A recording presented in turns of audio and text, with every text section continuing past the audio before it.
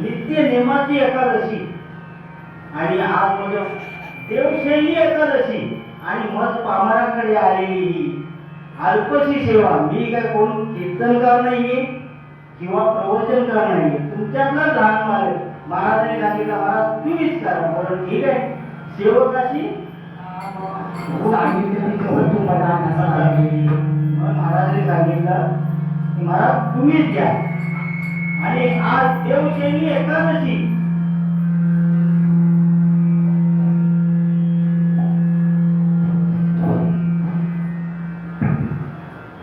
देवशैली एकादशी निमित्ताने मद पामराकडे आलेली अल्पशी सेवा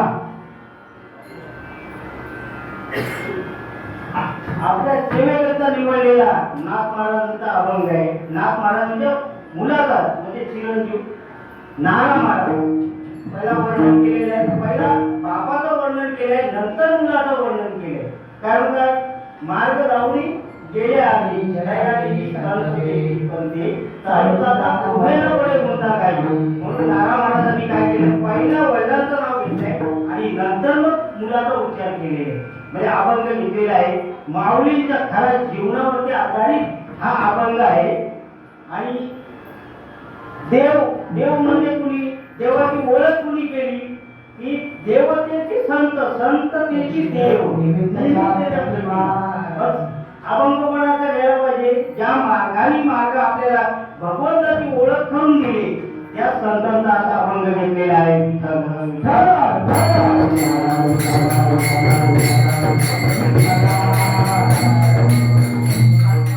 त्या अभंगातून माऊली जीवनाला आल्यापासून समाधी सोहळ्यापर्यंत जे कष्ट हाल अपेक्षा भोगलेले ते ह्या अभंगातून वर्णन करतात. महायोग पीठे तटे भीमरस्यं वरं पुंडलीकाय दातो मुनीन्द्रे समागमश्रीश्वरं समानन्दवर्धं परब्रह्मविद्वां भजे पांडुरंगाचा रुद्राचा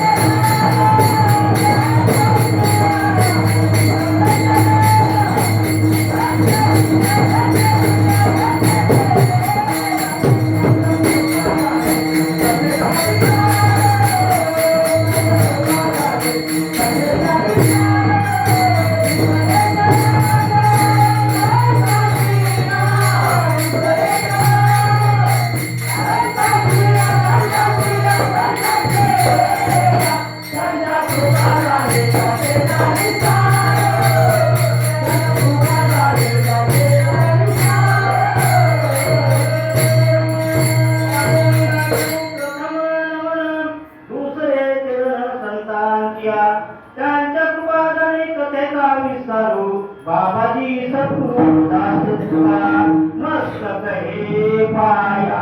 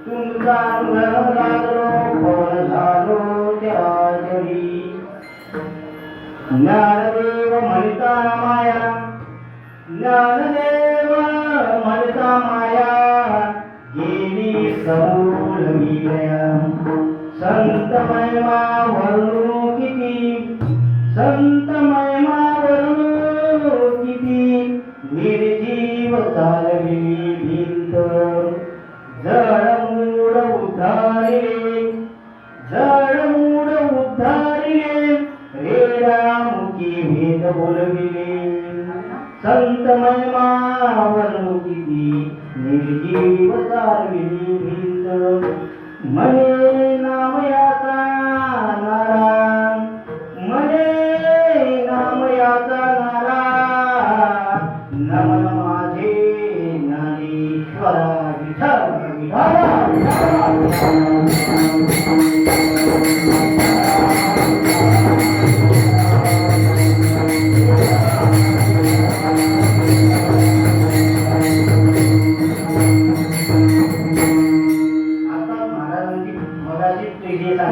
महाराज जास्त टाइम घ्यायचा नाही 1 ते 1.5 तास आता वाजले किती 10 वाजले आपल्याला जवळजवळ 11 वाजेपर्यंत 1 तासाचं फक्त घे कारण का हा अभंग असा आहे की तुम्ही किती वर्णन करा तो अपुराच पडणार आहे तो वर्णन करण्यासारखा एवढाही आहे की बोलण्यावरती खूप आहे आता या ठिकाणी नारद महाराजांनी पहिलाच वर्णन केले ज्ञानदेव म्हणता माया काय वर्णन केलंय पहिला मायेचं वर्णन केलेलं आहे मग माया माया म्हणजे कशी असते हो माया कशी असते माया प्रत्येकाला अधोगतीला माया नेण्यासाठी ती माया उत्पन्न झाली असते आता ती मायेवरती तुम्हाला थोडासा मायेवरती थोड्यासाठी मी पर्याय देतो माया अशी असते की एक साधू रस्त्याने चाललाय आणि जवळच एक गाव आहे त्या गावाच्या बाजूने साधू चाललाय तिकडनं एक लेडीज येते त्या बाबाला सांगते बाबा ही एवढी माझी बॅग सांभाळा तुम्ही काय सांगते बॅग सांभाळा ती घरात ताळा लावायला विसरले काय सांगितलं ताळा लावायला विसरले तुम्ही थांबा तिथे 5 मिनिटात येतो हा असंच बाजूला घर असा करता करता 1 तास झाला 2 तास झाले तरी काय ती बाई काय आली नाही बाबा आपला वाट बघतोय 3-4 तास झाले काही नाही ती बाईचं काय ठिकाणा त्या मायमुलीचं ठिकाणच नाही येण्याचा आता काय करणार बाबाच्या पायाला मुंग्या यायला लागल्या राहून काय करेल मुंग्या येऊ लागल्या आता बोलला आपण आपल्या मार्गाला निघूया जेव्हा ती रस्त्यात भेटत तिची बॅग तिच्या जागेवर देऊन टाकतो आता माया असती आणि मायामध्ये गुणपाठ माणूस कितीही हे असू द्या ते मायामध्ये गुंतवतो आता तो साधू म्हणजे असा भोळा होता की तो बाबा बोलतो आपल्याला काय करायचे दुसऱ्याची एक वस्तू आपल्याला दुसऱ्याची वस्तू काय करायची आपण कमवतो तर आपल्याला पुरत नाही दुसऱ्याला घेऊन आपण काय करणार असा करता करता तो रस्त्याने निघाला संध्याकाळच्या असं काळोखातनं चालत तिकडनं येते पोलिसांची गाडी आल्यानंतर त्या बाबाला विचारता ए बाबा या बॅगेत काय आहे ही बॅग कोणाची आहे तो बाबा बोलतो माझीच आहे आता त्याचीच बोलणार कारण का ती व्यक्ती तर आलेली नाही तिथे तो काय म्हणणार आता मी बोललो की बाबा माझी आहे दुसरी तुझ्या हातात का उलटे 2 फटके आता करतो तो बाबा बोलतो माझीच बॅग आहे बॅग माझी आहे चावी खोलून दाखव तो चावी नाही माझ्याकडे चावी नाही मग तुझी बॅग कशा नाही आला चौकीमध्ये 2-4 फटके दिले आता या मायेमुळे तो फुकट माझा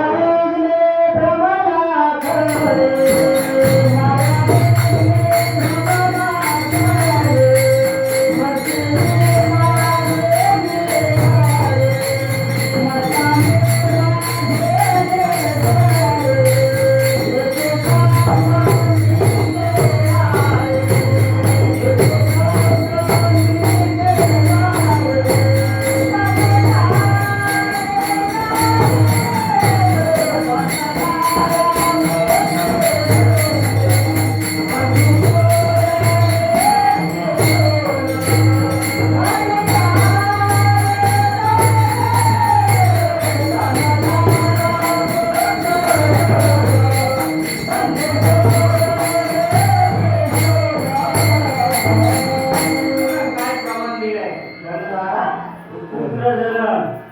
म्हणजे आपल्याला माया कुठपर्यंत पोहोचवते. आता मायेवरती तुम्ही तर पाहिलात कृष्णाचा कार्याचा कीर्तनाचा तुम्ही खूप वेळा ऐकला असाल. पूतना मावशी किती विष कृष्णाला विष प्राशन करण्यासाठी येते, पण अखेर ते काय करतं ते मायेला मारून टाकतं. मग आपल्याला काय ते मायेला कशाने मारणार आहात?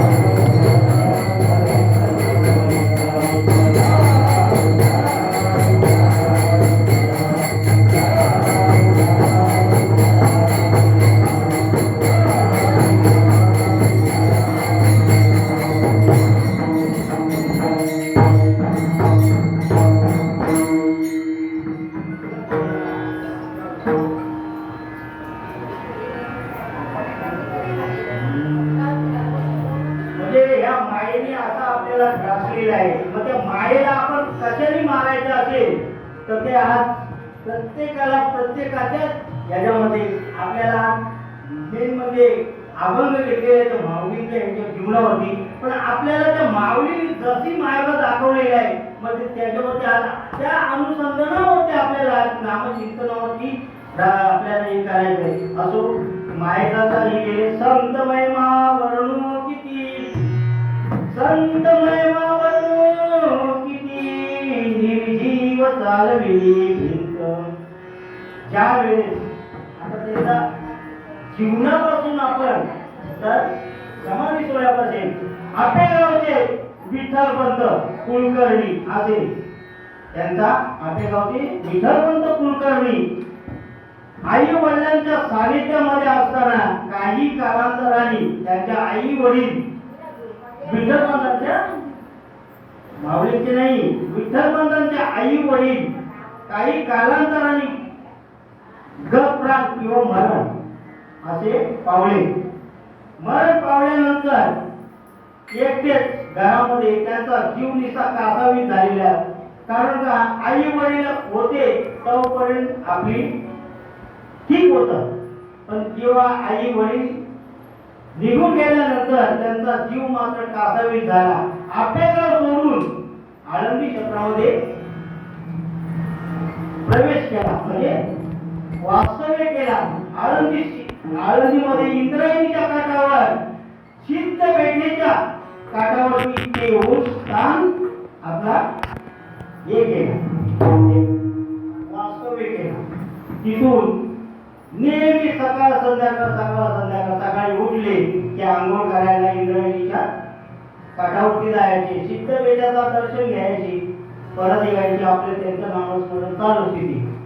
असे करता करता विठ्ठलपंतांचे सासरे सिद्धोपंत म्हणजे त्यावेळेस काही लग्न झालेला नव्हता. सिद्धोपंत त्या ठिकाणी आंघोळीला येतात. त्या साधूवरती नजर पडली. साधू म्हणायला त्या साधूवरती नजर पडली. नजर पडता पडता त्याने असा विचार केला हा ग्रस्त आहे तरी कोण. एक वेळ आपण काय करूया त्यांना आपल्या घरामध्ये चहा पाण्यासाठी घेऊन जावे. असा करता करता त्यांच्याकडे विनवणी केली तुम्ही आलात कुठून आणि काय कारण.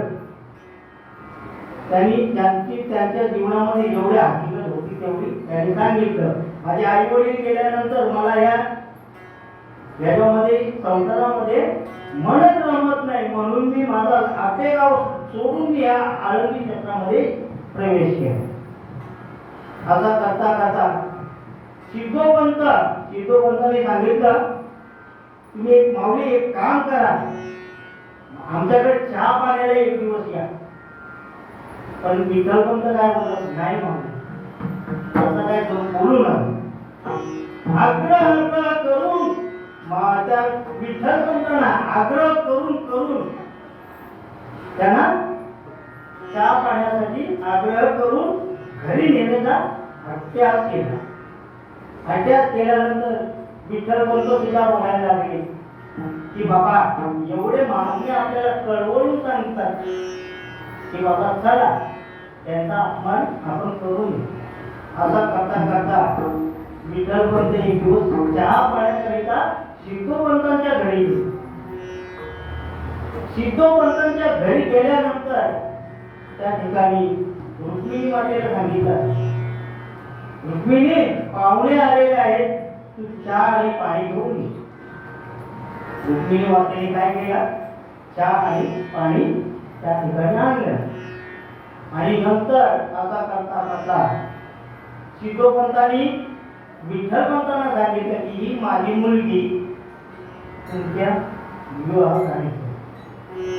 काय बोलले, माझ्या मुलीशी आणि तुमचा विवाह आपण करूया. तरीही विठ्ठलपंत राजी नव्हते. असा करता करता काही काळापर्यंत त्यांचा लग्न झाला, विवाह पार पडला. विवाह पार पडल्यानंतर असा करता करता लग्न पार पडला तरी त्यांचा संसार चाललाय. काही कालांतराने विठ्ठलपंत परत ये झाले. रुक्मिणीला सांगतात, अगं रुक्मिणी, माझा हे संसारामध्ये मन रमत नाही, मला संन्यास घेऊसा वाटतोय. आता तुम्ही सांगा, प्रत्येक वेळेला जर तीच गोष्ट जर घातत राहिली, ती माऊली काय करणार? सहजी बोलून जाईल की तुम्हाला जे काय करायचं ते कर. बस एवढाच शब्द ऐकल्यानंतर विठ्ठलपंत थेट उठले आणि सीधा संन्यास घेतल्यानंतर तिथे जाताना काशीमध्ये गेले. काशीमध्ये गेले आणि त्या ठिकाणी त्यांचं नाव चेंज केला. काय केला? नाव चेंज केला. काय नाव ठेवलंय? चैतन्य असं नाव ठेवलं. आणि त्या गुरूंकडून त्यांनी दीक्षा घेतली. त्यांनी विचारला, तुझ्या घरी काय आहे काय नाही? तो मी कोण माझं नाही, मी एकटाच आहे. असा करता त्या साधूंनी दीक्षा दिली. दीक्षा दिल्यानंतर ते साधू परत तीर्थ भ्रमण निघाले. तीर्थ भ्रमण करता आळंदी, पंढरपूर, देव असे सगळं फिरून लास्टला माऊली आपल्या आळंदीमध्ये येऊन राहिले. आळंदीमध्ये आले. आळंदीमध्ये येता काय केलं, त्या ठिकाणी रुक्मिणी माता काय सकाळ नेहमी प्रहरी सकाळी उठायची, आंघोळ करायची, त्याच्यानंतर त्या पिंपळाला प्रदक्षिणा घालायची. पिंपळाला प्रदक्षिणा घालता तो साधू तिथे बसले. सगळ्या लेडी जायच्या तिथे त्यांना दंडवत घालायचे. आणि त्या साधूने सांगितलं प्रत्येकाला आशीर्वाद द्यायचे. आणि या रुक्मिणी माता निघाल्या त्या ठिकाणी आशीर्वाद घेतला. आणि त्या आशीर्वादातून त्या साधूने काही पुत्रवती भव असा आशीर्वाद दिला. पुत्रवती भव असा आशीर्वाद दिला. त्याच्यानंतर रुक्मिणी माता म्हणते, महाराज हा आशीर्वाद या जन्माचा आहे की पुढच्या जन्माचा आहे? असा करता ती माऊली ते साधू विचारतं, माऊली मला काय आशीर्वाद मी काही चांगला दिला नाही का? माझ्याकडून चुकी झाली. नाही बाबा, तुमच्याकडनं आशीर्वाद चांगला आहे, पण तुम्ही आशीर्वाद दिलाय पुत्रवती भव, पण माझा पती माझ्या जवळ नाही. किती महिने झाले तुझ्या पतीला जाऊन, किती महिने झाले? असा करता करता ती सांगायची जवळ बोलून 7 ते 8 महिने माझे पती घरातून निघून गेले. ठीक आहे, तुमच्या पतीच्या अशी खून आहे का? प्रत्येक शरीरावरती काय नाही काहीतरी निशाणे असते.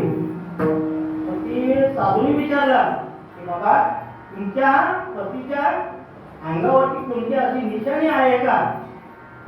तर मातेने काय सांगितलं, हो आहे.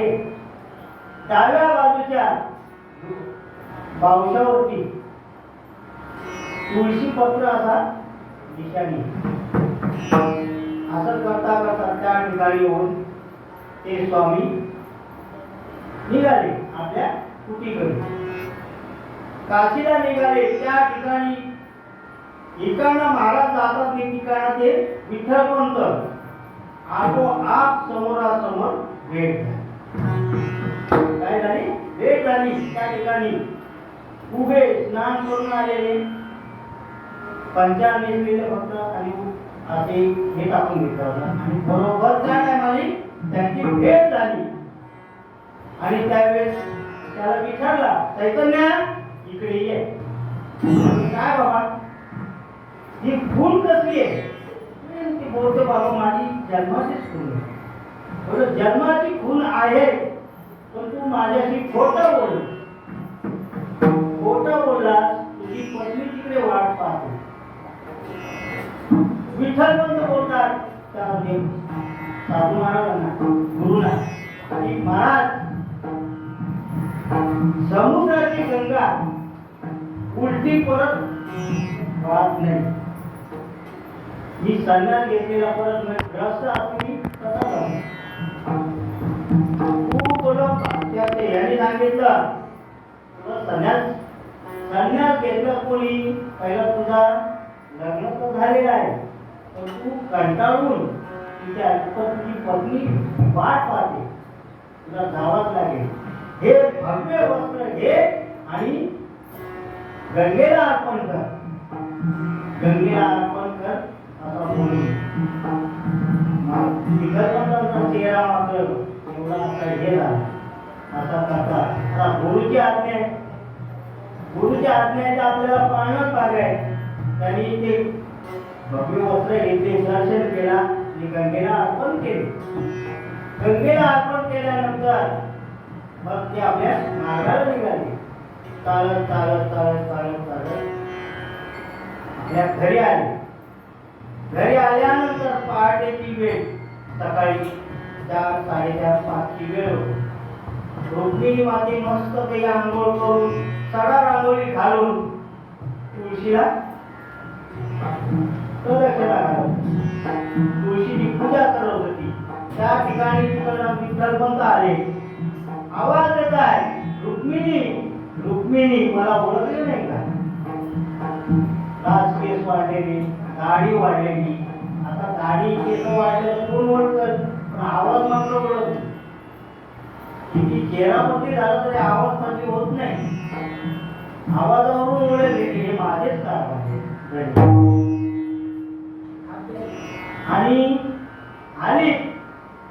विठ्ठलपंताने आवाज दिला, रुक्मिणी, हे रुक्मिणी, मी आलोय. असा करता करता धावत पळाली घरी. आई आई आई, आपले माझे पती आले.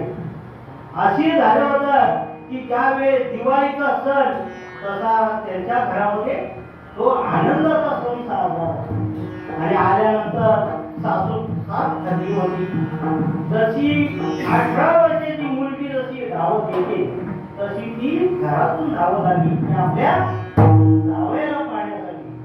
आणि त्यांचं हे झालं. त्याच्यानंतर चहा पाणी काय असेल ते झालं त्यांचं. आणि नंतर आपल्या संसाराला सुरुवात केली. संसाराला सुरुवात करता करता एक मूल झाला, कोण? निवृत्ती झाला.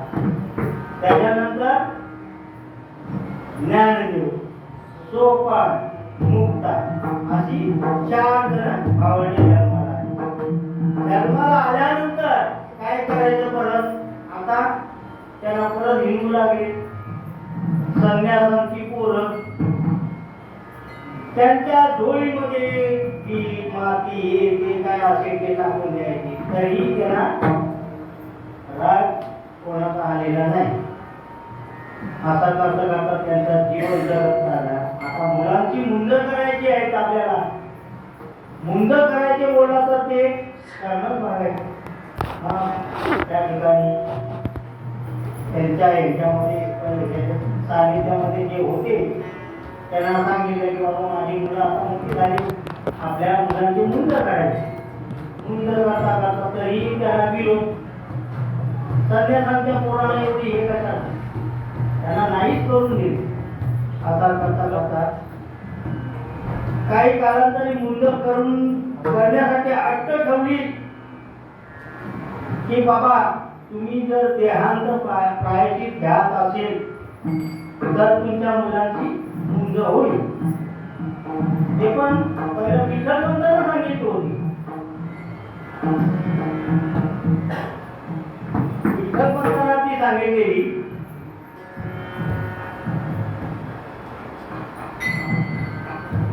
विठ्ठल पंतांना ते सांगितले की तुम्हाला देहांत प्रायश्चित घ्यावं आहे. आता पत्नी अर्धांगी आपल्या पतीला सोडून ती राहू शकत नाही. नंतर त्यांनी विचार केला दोघांनी पत्नीनी की बाबा आपल्याला काय करायचं, तुम्ही जिथे जाल तिथे मी. काय सांगितलं? जिथे तुम्ही जाल तिथे मी. मुलांना मस्त पैकी जेवण बनवले, खाऊ घातला. पहाटेच्या 3-3:30चा टाईम आणि त्या ठिकाणी माऊलीला फक्त एक भेट घेऊन ठेवला होता. किती घेऊन ठेवले होते की बाबा आजपासून तुम्हाला बघायचं. असं करता करता रुक्मिणी मातेचं मात्र आईचा जीव किती लेकरू वेडा असो, वाकडा असो, पांगळा असो, आंधळा असो, पण आईचा जीव त्या लेकरामध्येच गुंतलेला असतो. लेकराचे हित वाहे माऊलीचे चित्त, ऐसी करवण्याची नाही करीला भावी. पण त्या आईचा जीव त्या लेकरांमध्ये गुंतलेला असताना विठ्ठल पंत सांगतात, रुक्मिणी मी चाललो, तू थांब. लेकरांची काळजी घेण्यासाठी तू थांब तिथे. ती बोलते नाही, तुमच्या बरोबर मी येणार. पदर घेऊन कशी तरी ते आवाज होईल म्हणून पदर कोंबला तोंडामध्ये पदर कोंबल्यानंतर ती तशी रडत रडत रडत इंद्रायणीच्या काठावरती गेली. इंद्रायणीचा नमस्कार केला, इंद्रायणीचं दर्शन घेतला आणि दोघांनीही देहांत प्रायश्चित केले. तरी त्या माऊलीचे जीवन देहांत आई वडिलांनी देहांत प्रायश्चित केली, पण परत काय आहे जैशीच घे. परत त्यांचे काय जे तसे होतं तसं तर होता. असं करता करता माऊली एकेका दिशा मारतात. दिशांनी असं करता करता जो येतोय त्याच्या माऊलींच्या झोळीमध्ये कोण दगड टाकते, माती टाकते. तरी माऊलींनी काय केलं, हा नाही का तुम्हाला जे काय करायचं आहे ते करा, आमचा झोळीत असावं. आपले त्यांच्या मार्गाने चालले. आणि एक दिवस असा झाला की मुक्ता बोलते, दादा आपल्याला काय करायचं आहे, त्याला मांडे खाऊचं वाटतंय, मांडे खाऊचे वाटतात. आणि त्या ठिकाणी मुक्ता गेली खापर आणण्यासाठी त्या कुंभाराकडे. पण काय केलं, खापर सुद्धा दिली नाही त्या माऊलीनी. त्या कुंभाराने मुक्ताबाईला खापर सुद्धा दिली नाही. आणि माऊली बोलतात, मुक्ते थांब, तुला मांडे खायचे आहेत ना, कर तयारी. आणि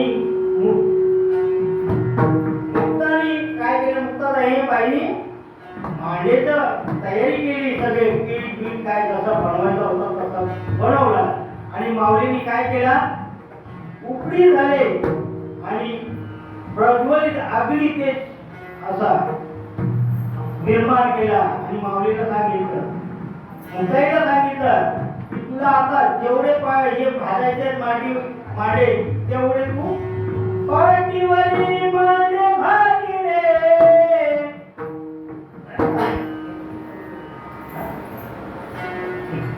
पण त्या पाठीवरती मांडे भाजायची सुरुवात केली.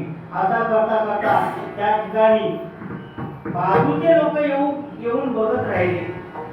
तो कुंभार येऊन बघत राहिला ठिकाणी की बाबा हिला तर आपण साखर तर दिलेलं नाही, पण ह्याची मजा तरी आपण बघूया कशी मजा आहे ती, कसे मांडे भाजून खातात ते. आणि त्या ठिकाणी माऊली चमत्कारच करून दाखवला.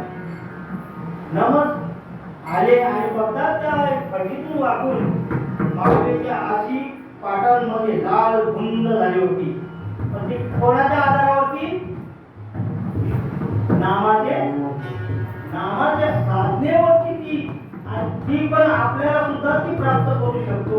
पण त्या अनुसंधानावरती आपण जर राहिलो तर, आणि मग तिथून निघाले त्यांच्या काल अपेक्षा झाली. आता राहिले पण संतांचा महिमा. आता तिथून ते संतांचं हे झालं तरी दंडवत वगैरे घातले, थापडे वगैरे काही दिले नाही.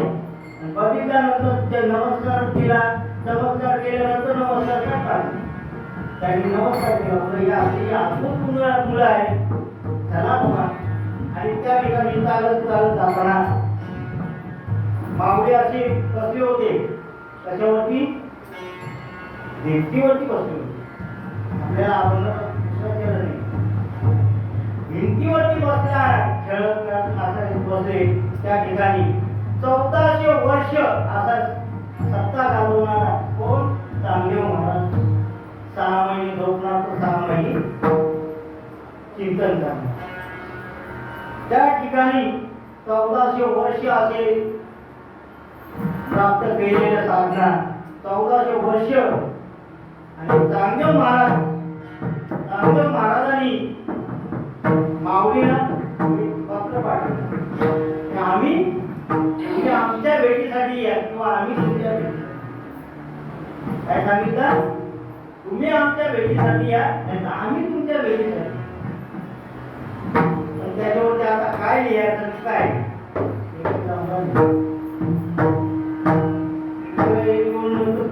कोडा. त्याच्यानंतर माऊलीने वाचलं, माऊलीला कळलं नाही. मूर्ती दादाने वाचलं, त्यांना कळलं नाही. चौकान काकाने वाचलं, त्यांना कळलं नाही. मुक्ते तू तरी वाच.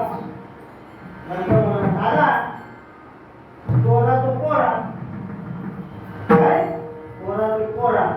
अगं मुक्ते असा बोलायचं नाही, मोठे आहेत ते, आपल्या परस्पर आहे, बोलायचं नाही. आपण जाऊ त्यांच्या भेटी. ठिकाणा त्यांची स्वारी आली, मस्त वाघावरती बसले. सिंहासनावरती, सिंहासन म्हणजे वाघ बनवलेल्या वाघावरती बसले. हातामध्ये शेषनाग असा फडफड फडफड करत फिरवत माऊलीच्या भेटीसाठी आले. माऊलीकडे काय साधन नाही, काहीच नाही. आज्ञा केली धर्तरी मातेला, ए माते, चांगदेव महाराज आपल्या भेटीला आले, तूही चल.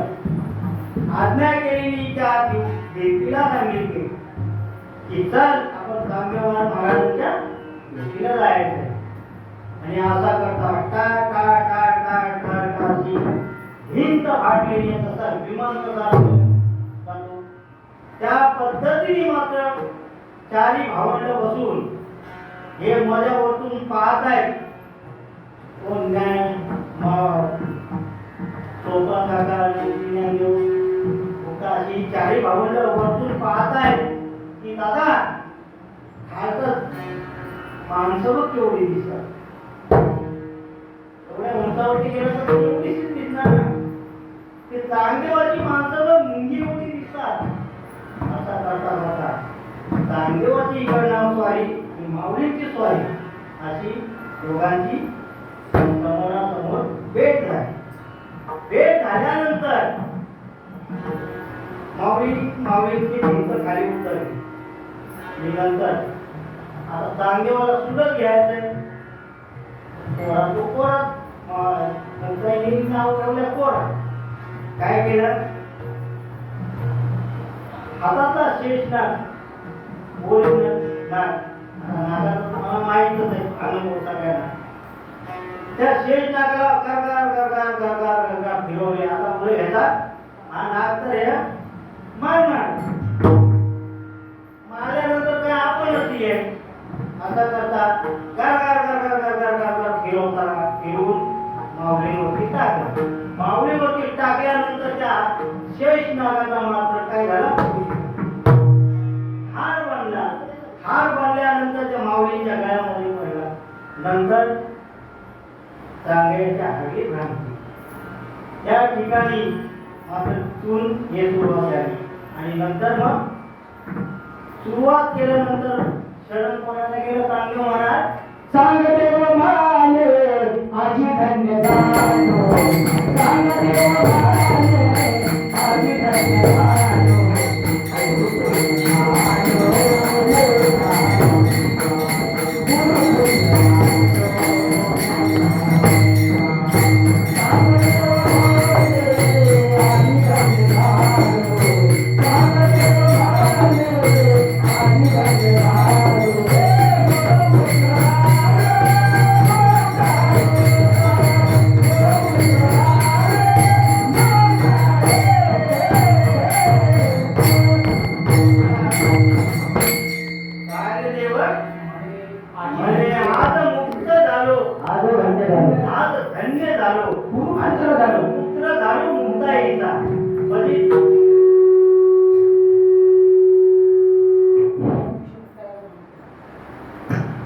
आणि काय झालं?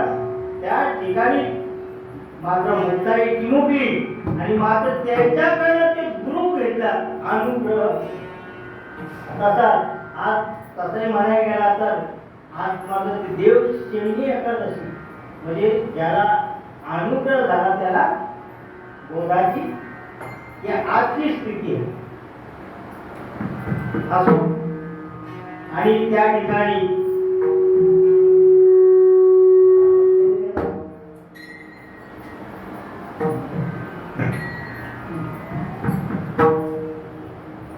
तेव्हा चांगदेव महाराजांनी त्या मुक्ताईला गुरु करून घेतले आणि तिथून ऐसा संतांचा महिमा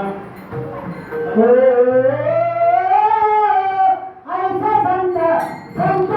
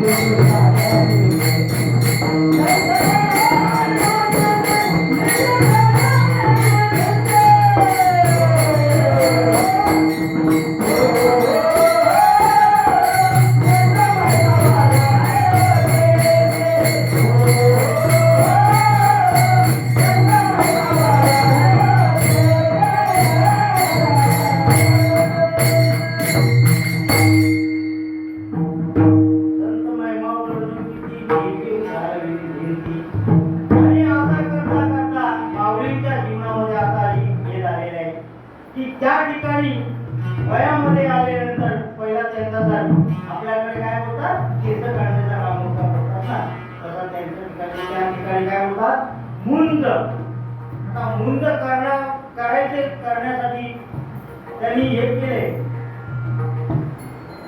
आपेगावला गेले. आपेगावला गेल्यानंतर त्या साधूंच्या व्यासपीठावरती गेले की बाबा तुम्ही आमच्या आई वडिलांना देहांत प्रायचित्ती करायची जी अनुमती दिली होती ती तर केलीच. केल्यानंतर ते परत त्यांच्यावरती परत अन्याय चालू झाला. काय झाला? त्यानं अनुमती तर दिली नाही, परत अन्याय चालू केला. चालू करता करता करता व्यासपीठाने सांगितलं, तिकडनं त्या व्यासपीठाच्या समोरून एक रेडा जात होता. काय सांगितलं? रेडा जात होता. आणि रेडा जातो जाता त्या रेड्यावाल्याला आवाज दिला, ए रेड्यावाला, हा रेडा नाव काय आहे? नाव काय आहे? ज्ञान. आणि याचं नाव काय आहे? त्याचाही ज्ञान. तू जे वेद बोलतो तर हा वेद बोलू शकतो का? माऊली बोलतात, का बोलू शकत नाही? ज्ञानदेव म्हणे तोही माझा आत्मा.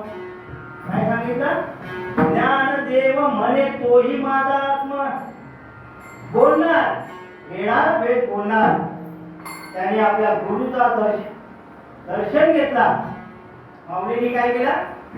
गुरुदेवाचं दर्शन घेतल्यानंतर त्या रेड्याच्या मस्तकावरती हात ठेवला. मस्तकावरती हात ठेवला आणि नंतर ओम भूर्भुवः स्वः तत्सवितुर्वरेण्यं भर्गो देवस्य धीमहि धियो यो न प्रचोदयात्. हा मंत्राचा उच्चार केल्यानंतर मस्तकावरती रेड्याचा हात ठेवला आणि मग रेडाही वेद बोलू लागला. जर मोरा होतरी रे, जर मोरा होतरी रे, जर मोरा होतरी रे,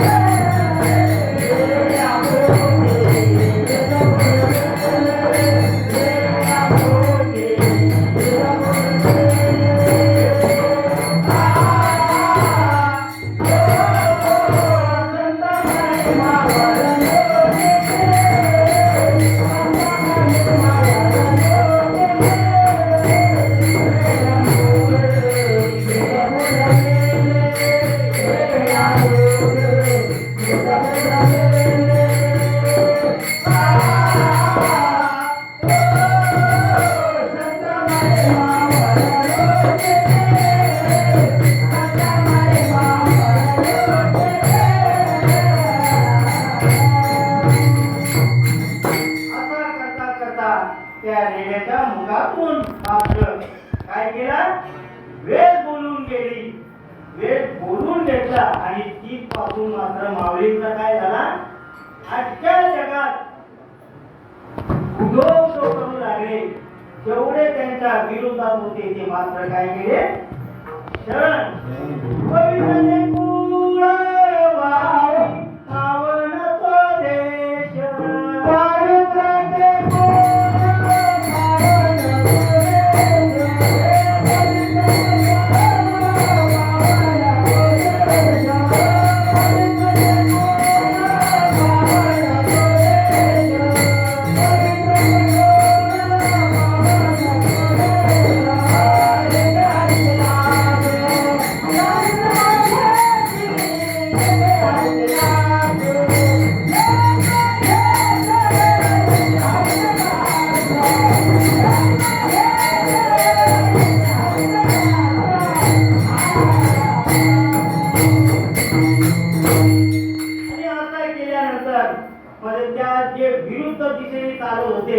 माऊलीच्या विरुद्ध चालत होते त्या आकर्षिती त्याला दंडवत घालायची सुरुवात केली आणि त्या ठिकाणी पवित्र ते कुळ पावन तो देश येथे हरीचे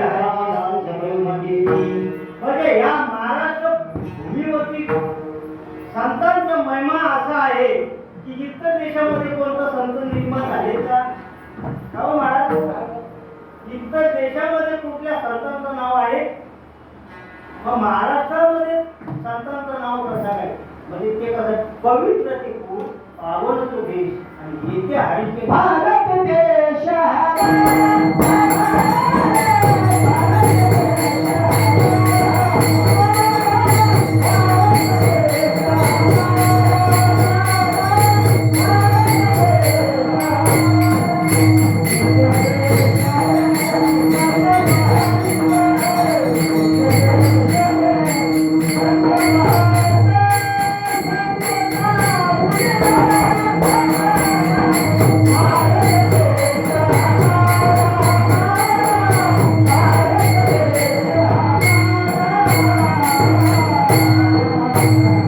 बघा, इस देश में संत महंत संतों का उजियारा उजियारा भारत देश हमारा या भारत देश असा आहे की त्या ठिकाणी संतांची किंवा भगवंताची प्राप्ती होते आता म्हणून भारत देश हमारा असो आता आपण एक सगळ्यांनी बघू त्या भगवंताचं भजन करू विठोबार कुमार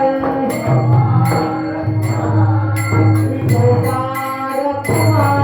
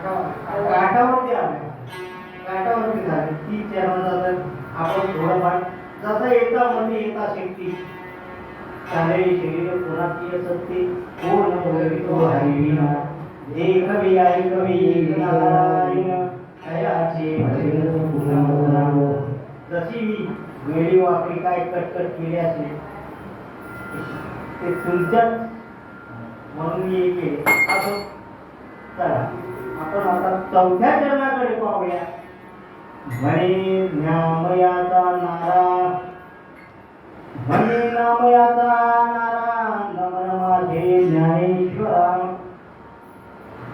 आता या ठिकाणी नारा वर्णन त्यांचा प्रत्यक्ष पहिला नाव पाहिजे होता, पण वर्णन पहिला नाव कोणाला घेत आहे? त्यांच्या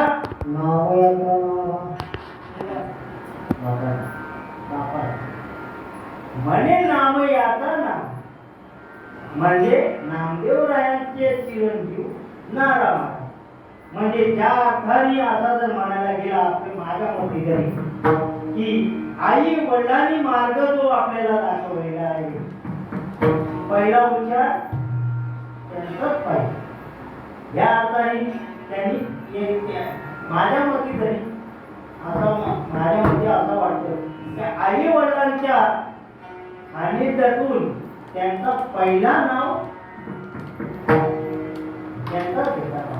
कारण पहिला गुरु म्हणजे कोण? आई. आई वडील हे पहिले गुरु. दुसरे गुरु आई वडील हे पहिले गुरु, दुसरे गुरु शिक्षक, आणि तिसरा गुरु बोलला ते जन्म मरण याच्यातून बात करण्यासाठी गुरु तो कोण? सद्गुरु तुम्ही सापडे ना सोय, सद्गुरु तुम्ही सापडे ना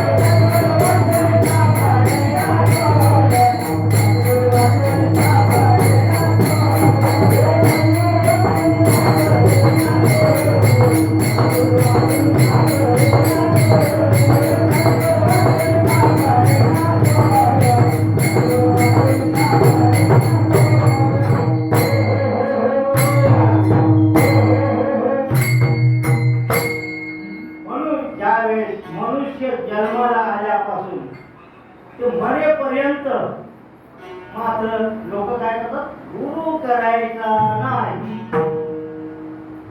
काय आहे त्या गुरु मध्ये? खावं प्यावं निघून जावं. पण हे माहित नाही किती वेळा जन्म यावे, किती भविष्य. म्हणून जीव त्याला शरण गेला विठोबाचे. पण प्रत्येक माय बापाला सांगतो की बाबा गुरु शिवाय जीवनाला पर्याय आहे का? ज्याने गुरु नाही केला त्याचा जन्म वाया गेला. म्हणजे असा न करता कुठलाही गुरु करा, पण त्या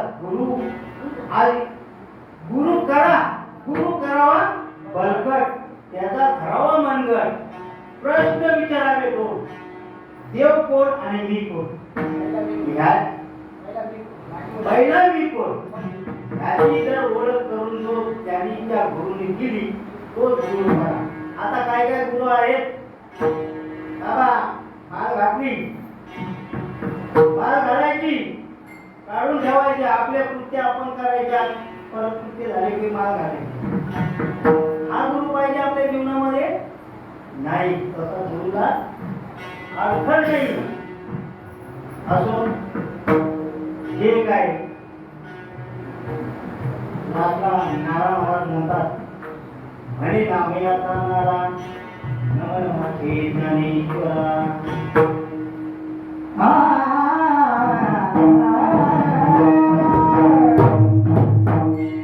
मने नामयाचा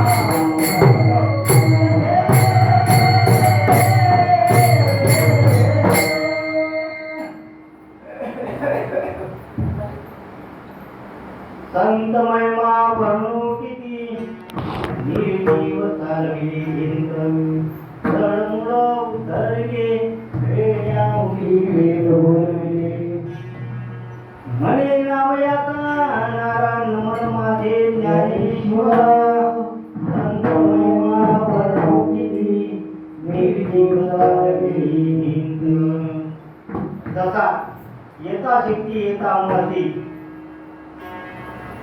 माझ्या गुरूंच्या कृपा आशीर्वादाने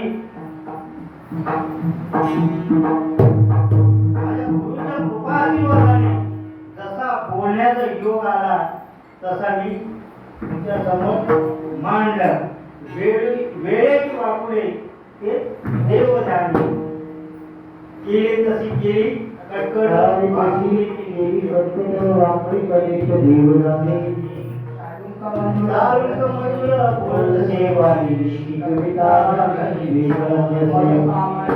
काय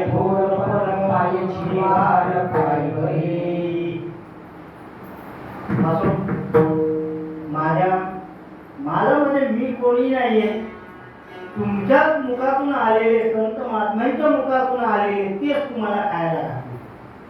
ते वेळ आहे की वाकडा आहे, जसा काय असेल चांगलं असेल ते माझ्या सद्गुरूंची, आणि खराब जे असेल ते द्या माझा मला, मी जाता जाता गाडीतून ढकलून देईन. आणि झालेली सेवा आज तुमच्या संत महात्म्यांच्या किंवा पांडुरंगाच्या नित्या गणपती रायाच्या चरणावरती जय